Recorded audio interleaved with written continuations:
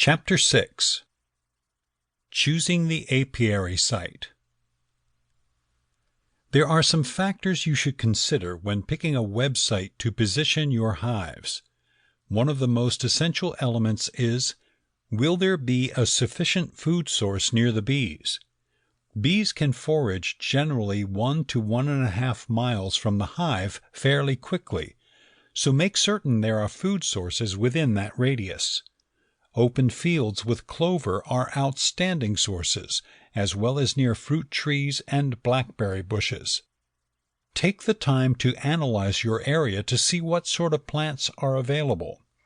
Spring sources of nectar and pollen from willow, fruit trees, and dandelions are extremely helpful for colony accumulation throughout the spring.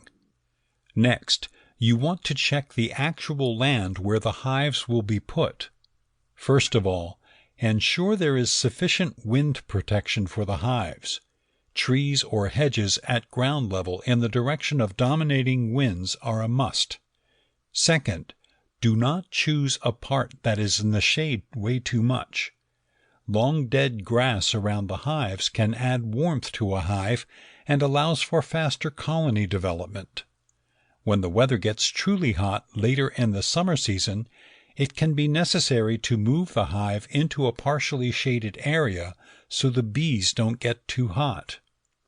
When actually putting your hive on the site you have chosen, there are a couple of things you should do. First of all, the entrance should be dealing with the morning sun.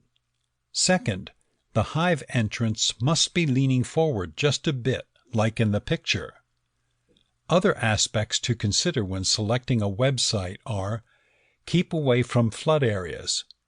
Can animals get to the hives? For example, bears or livestock.